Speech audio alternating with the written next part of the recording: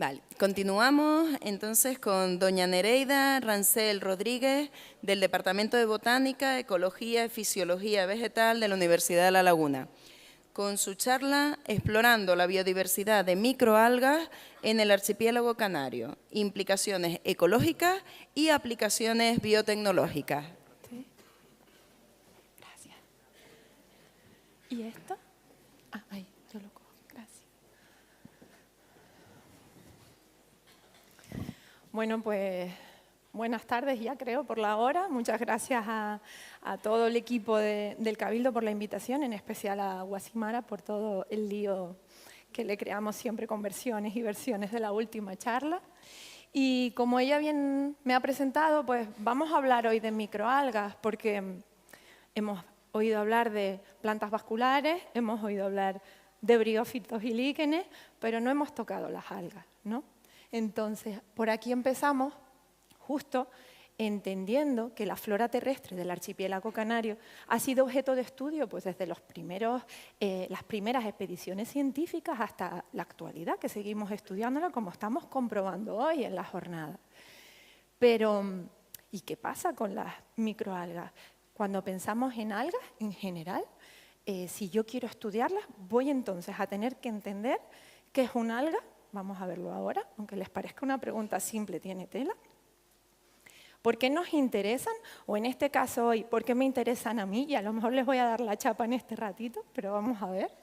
Y cómo comprender esa biodiversidad de microalgas. Y ya les adelanto que la vamos a ligar al hábitat, ¿vale? Tan importante la biodiversidad como el hábitat donde encontrarla. Bueno, buscando en todos los libros de botánica, en publicaciones, vamos a definir qué es un alga, ¿vale? Y cito textualmente la que más me convenció. Organismos que realizan la fotosíntesis oxigénica de forma permanente, ¿vale? Y carecen de embrión. Y vamos a entender por embrión pues a esa generación juvenil que está encerrada en el tejido parental. Si yo me quedo con esta definición, que es bastante compleja, vamos a excluir de este concepto a los embriofitos, o sea, briófitos, pteridofitos, los helechos, las angiospermas y las gimnospermas. Y vamos todavía a excluir de esta definición aquellos organismos que presentan simbiontes intracelulares, pero donde la fotosíntesis no va a ser permanente, ¿vale? Vamos, en definitiva, me voy a quedar con que es una forma de vida. Y listo, ¿vale? Y eso se explica. Y eso me lleva a preguntarme, ¿y por qué no las conocemos tanto en el archipiélago canario? Son importantes desde el punto de vista de la fotosíntesis. Siempre hablamos del Amazonas, ¿no? Uno de los grandes productores de oxígeno tan importantes para nosotros. Pero ¿qué pasa con el otro 50% de la fotosíntesis? Esas protagonistas pues van a ser microalgas que viven en los océanos, el fitoplancton. Ya a mí por ahí ya me tenían enganchada. Si sigo pensando y me voy mucho tiempo atrás al origen de la atmósfera primitiva, que nos ha llevado hoy a estar donde estamos evolutivamente, los primeros organismos que liberaron oxígeno fueron organismos vegetales, hacían fotosíntesis, eran cianobacterias que estudiamos los botánicos también. Y que si ya me pongo un poco más exquisita, y hoy han oído hablar de evolución, pero me voy a las épocas primitivas, conquistaron el medio terrestre. Fueron capaces de salir del ecosistema acuático, conquistar el medio terrestre y, según la bibliografía que leamos, pues llegar un poco también a evolucionar a las plantas terrestres que conocemos hoy en día. Vale, bien. ¿Cuántas especies de alga hay entonces? Porque la descripción es tan amplia. Bueno, pues nos vamos a quedar con la Biblia de los que estudiamos las algas, que es Algibase. Y Guiri en el 2024, este mismo año, nos dicen que hay 50.000 especies de algas, pero que nos queda el 90% de esa diversidad por descubrir. Es un montón, nos queda el 90%. Que si todos pensamos en algas, a lo mejor no todos, pero la gran mayoría vamos a pensar en macroalgas. Todos hemos ido a la playa, todos nos las hemos encontrado de arribazón, y es algo que vemos con nuestros propios ojos y como nos enseñaban ya en las clases Marta y Julio, también en función del color, ¿no? Alga parda, alga verde, alga roja. En contraposición, las microalgas, que son mis protagonistas de hoy, no tienen esa facilidad. A simple vista no las vamos a ver. Yo no voy a ir al campo a muestrearla y sé que me la llevo conmigo, ¿vale? Como me pasaría en el caso de las macroalgas.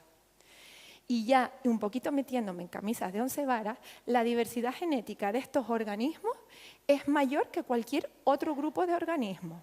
¿Y con esto qué me refiero? No hablo de biodiversidad, hablo de diversidad genética. Y es que si podemos observar, tenemos aquí el árbol de la vida de los organismos procariotas y en este lado el de las eucariotas. Tanto en el de las procariotas, aquí, el grupo de las cianobacterias. Antiguamente nos las enseñaban como las algas verde-azules, ¿vale? Y sin embargo, si me vengo al árbol de la vida y pienso en los 5 reinos de Whittaker, es que tengo que decirles, las algas están en el reino de las plantas, ¿vale? Las tenemos en los cromistas, las tenemos también en el reino de los hongos. También hay algas que vienen del reino de los hongos.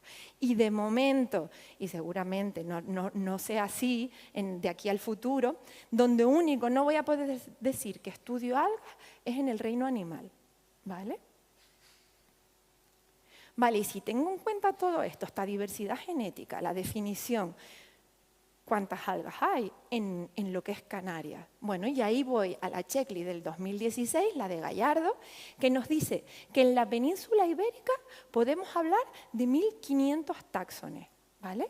Y es la lista, la checklist del 2014 de Julio Afonso Carrillo, la que nos indica este valor. 758 especies de esas 1.500 a nivel península ibérica están en Canarias. O sea, la diversidad de algas o los estudios de algas en Canarias han sido, la verdad, que muy potentes. Vale, si yo me vengo aquí, las rodofitas eran las algas rojas, las ocrofitas, las que vamos a recordar como las algas pardas, y las clorofitas, las algas verdes, las cianofitas, pues las cianobacterias o algas verde azules. Yo vengo aquí y digo, microalgas, realmente solo tenemos 68 citadas en las checklists de Canarias. Yo sé por formación profesional y porque es mi trabajo que eso no es así, no es tan simple, ¿no? Tenemos mucho más que descubrir. ¿Y dónde podríamos encontrar estas algas? La gran mayoría de personas fuera del ambiente académico, cuando yo hablo de algas, me lleva al mar siempre, macroalgas y el mar. Pero es que no es así. Las algas no solo van a vivir donde hay agua. Hay una biodiversidad a nivel terrestre. Hay trabajos donde las han estudiado en las nubes, incluso en el viento, creciendo sobre la superficie de las plantas o de otros organismos, como esta imagen que tienen aquí, ¿vale? De un oso polar. Si voy a pensar entonces en el tamaño, porque son microorganismos, bueno, a veces tengo suerte y forman grandes poblaciones. ¿Se acuerdan en el 2017, no? El bloom de Trichodesmium a nivel marino seguramente. Ahí sí que puedo ir a muestrearla y estoy segura que estoy cogiendo un microalga, porque veo un bloom, veo una masa muy grande del organismo. Se pueden dispersar por su pequeño tamaño de muchísimas formas, ¿vale? Sea el estado de dormancia, sea el propio organismo vivo, la célula, transportadas por el viento, incluso por nosotros, por el tránsito humano sin darnos cuenta. Vale, pero yo no me voy a liar con los patrones de distribución geográfica porque se los voy a adelantar, no se conocen. Son organismos tan pequeñitos que es difícil liarnos la manta en la cabeza todavía para describirlos. Pero sí me queda una cosa clara. La diversidad de estos organismos va a ir entonces en función de la diversidad de sus hábitats. Y si yo miro al archipiélago canario, se nos presenta aquí, gracias a su orografía, como un lugar maravilloso para comenzar a conocer esta biodiversidad tan pequeña. Y otra cosa que aprendí fue a saber mirar, ¿vale? A veces cuando yo estaba trabajando en el Banco Español de Algas y mi jefe alemán venía y llovía, me decía los 2 días, salimos a muestrear. Porque incluso en un charco de lluvia podemos encontrar muchísima biodiversidad. En una pared resumante, en un charco, esto es en el barranco de la Gallega, después les voy a hacer recuerdo a esta foto, ¿vale? Aislamos ahí una diversidad brutal de algas verdes en este charco tan pequeñito. Bien, entonces como ya más o menos veo lo que puedo ir haciendo, pues voy a salir al campo a muestrearlas. ¿Y esas técnicas de campo que necesito cuáles son? Bueno, pues no es nada más y nada menos que como cualquier otro organismo.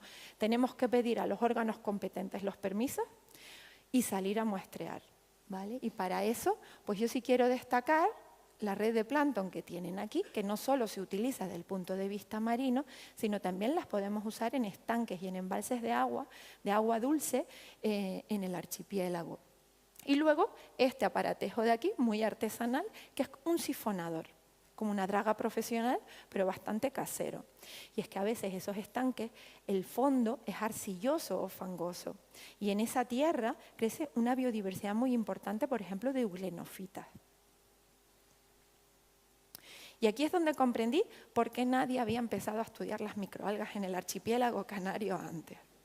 Y es cómo estudiarlas. Claro, yo se los adelanté, yo no llego al laboratorio y sé el organismo que tengo delante para estudiar. Vale, ¿y qué tengo que hacer? De la misma muestra ambiental que me llevo al laboratorio, puedo empezar a trabajar.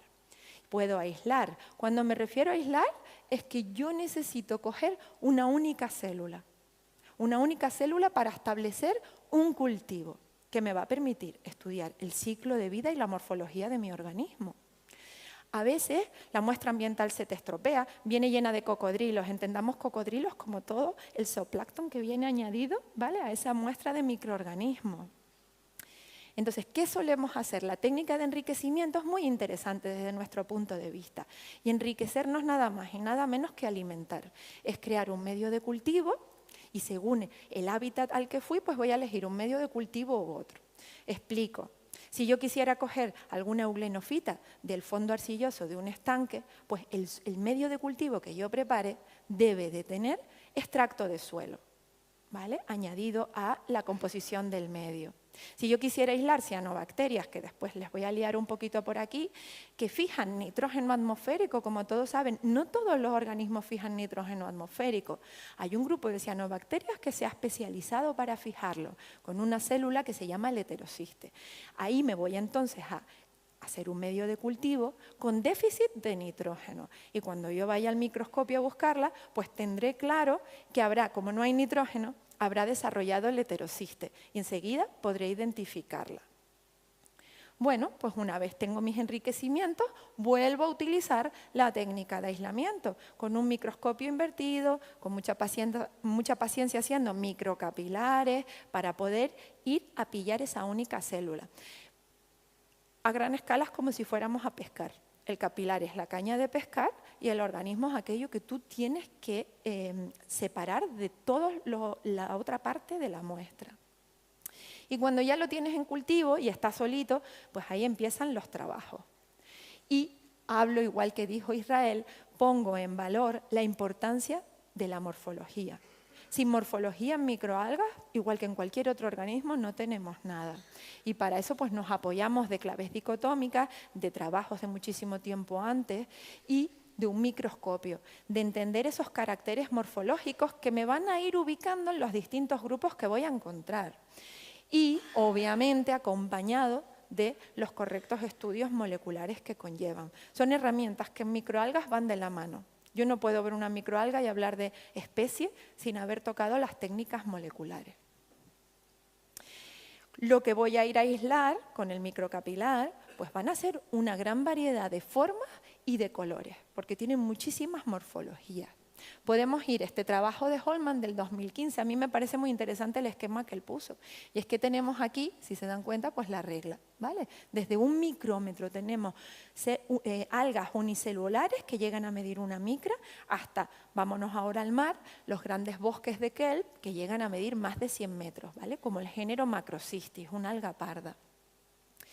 Si vuelvo ahora a las microalgas, bueno, entender que son simples y pequeñas. Las puedo tener una única célula, ya es un organismo, pero es que pueden ser más complejas, pueden ser pluricelulares e incluso alcanzar, bueno, pues algunos centímetros de longitud y tener caracteres morfológicos que nos recuerden a las plantas vasculares.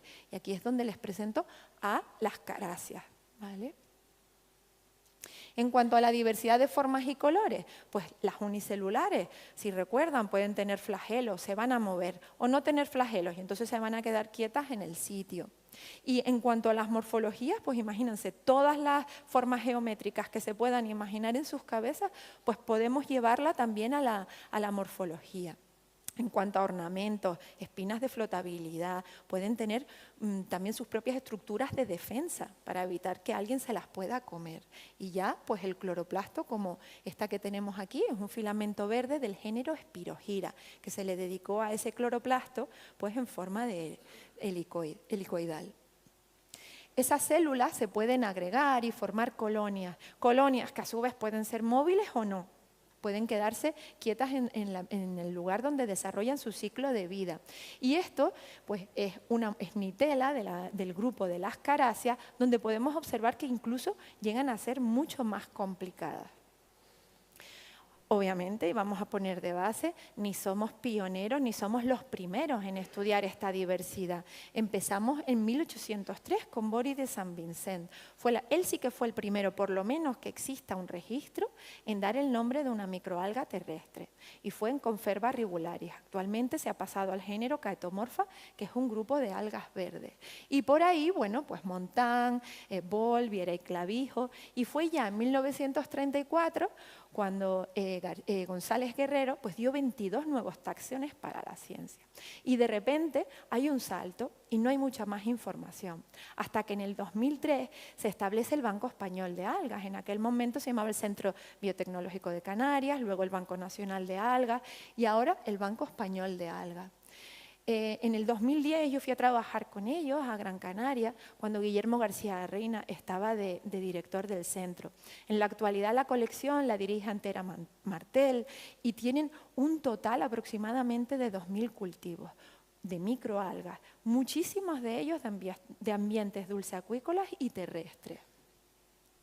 Fue en el Banco Español de Algas, donde por formación fui a Alemania y conocí al que fue mi director de tesis doctoral, Michael Melkonian, y su mujer, que con los dos recibí una formación, desde mi punto de vista, exquisita para poder estudiar estos microorganismos. Con ellos y el Banco Español de Algas, pues se ha llegado a encontrar biodiversidad, hasta nuevas familias, hablamos, dentro de las algas verdes. Y ahí es donde entra la foto que les dije antes, en La Palma, en el barranco de la Gallega, pues estábamos muestreando este filamento verde pegado al fondo del charco de lluvia. La familia Barrancácea se estableció de esa muestra. Se han encontrado incluso desde el Banco Español de Algas y con ayuda de los Melkonian especies que habían sido descritas como Sarcinocrisis marina, pero que no se habían estudiado en vivo. Quedó un registro escrito y nadie más las había vuelto a estudiar. E incluso la diversidad de estos organismos, la diversidad de las criptofitas. Muestreando tanto en ambientes marinos como terrestres, hemos encontrado una diversidad muy amplia de este grupo, desde especies del género Cromonas a Rhodomonas, Cryptomonas, y en eso estamos, seguimos trabajando en ese grupo. Hay muchísima gente que ha estudiado microalgas, pero ahí es donde nos tenemos que ir ahora un poco a los líquenes. Y si recuerdan, los líquenes están formados por un micobionte y un fotobionte. Pues el fotobionte, el que realiza la fotosíntesis, sería el alga. Y en este caso, bueno, pues a partir del 2010 ha sido un boom y no ha parado. No han parado de salir nuevos fotobiontes, nuevas algas de líquenes del archipiélago canario y en general de la Macaronesia, poniendo en valor el género Asteriocloris, numerosas especies también del propio archipiélago, incluso destacar el género Vulcanocloris, aislado de líquenes de zona de volcán, como su género indica, y numerosas especies asociadas a ese género. Es justo por ahí una línea nueva que estamos empezando junto con Israel. Él conoce muy bien los líquenes de la Macaronesia, pues vamos a empezar a estudiar esos fotobiontes también que vienen en estos organismos tan interesantes. Y me gustaría también rápidamente, sin aburrirlos mucho, pues hablarles de lo que es la biodiversidad que yo encontré en mi tesis. Yo dediqué mi tesis al estudio de las cianobacterias que crecen en las hojas de la laurisilva.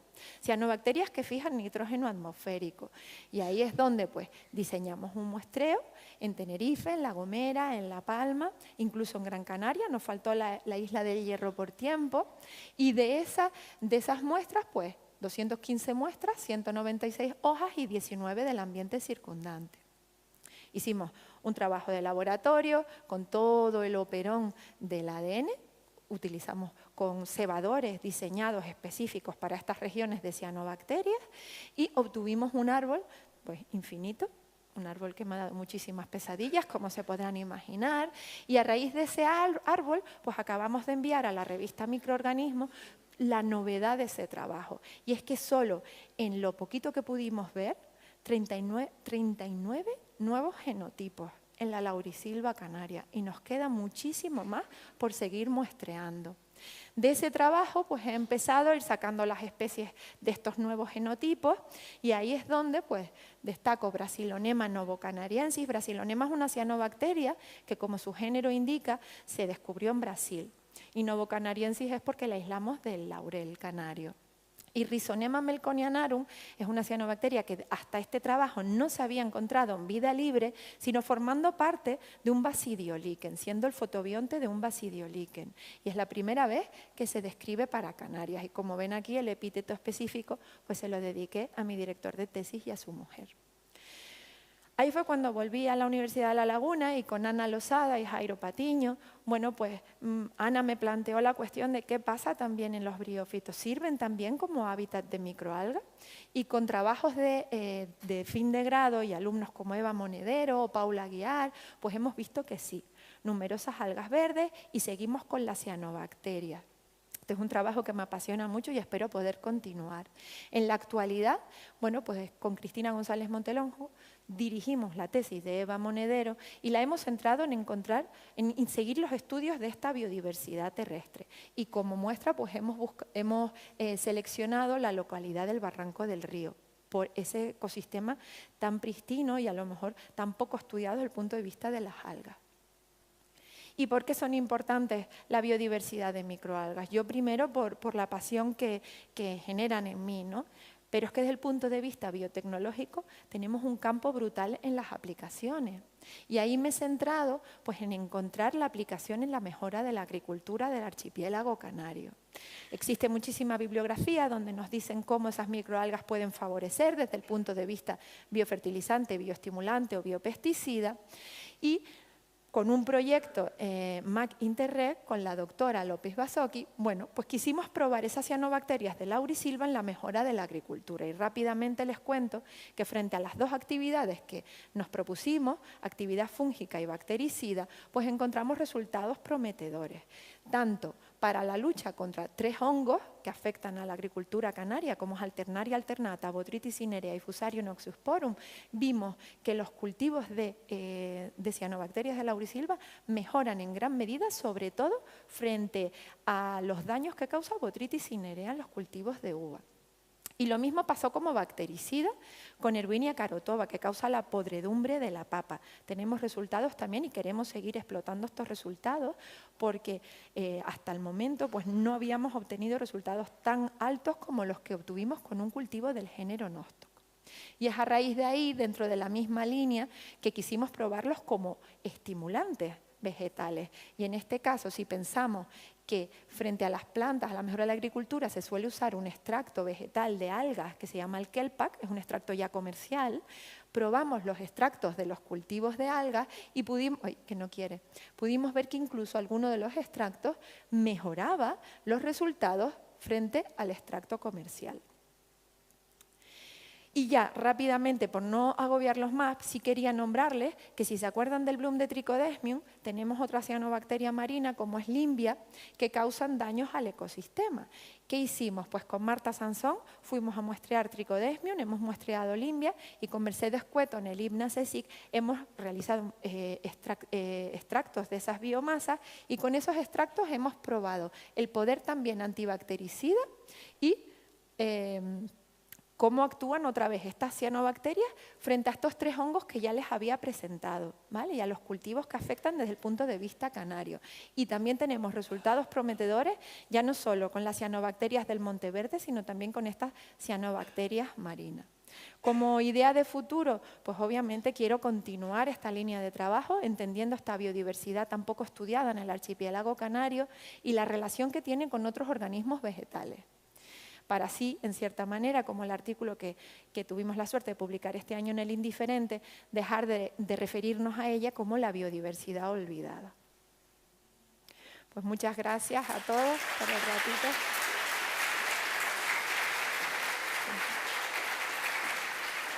Perdón. Muchas gracias, Nereida, precisamente por esta última reflexión, que esta es una gran parte de la biodiversidad. El año pasado Israel dio la charla en la que la llamó la biodiversidad desapercibida, si no me equivoco.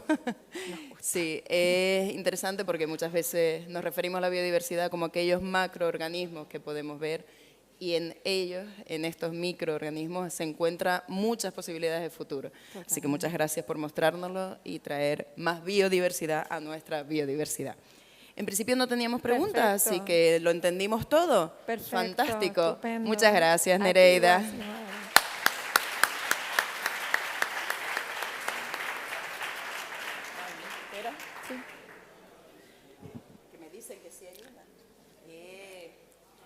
Vale, había una última hora que la mandaron muy tarde, ¿o qué? Ah.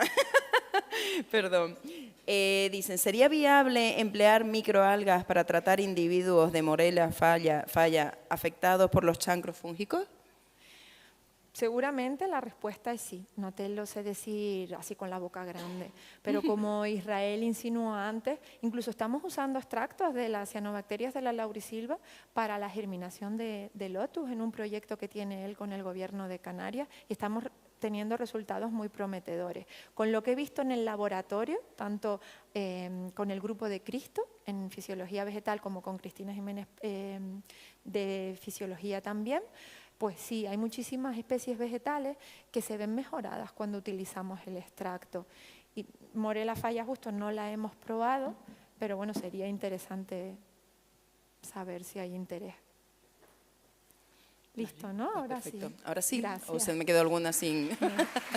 Gracias.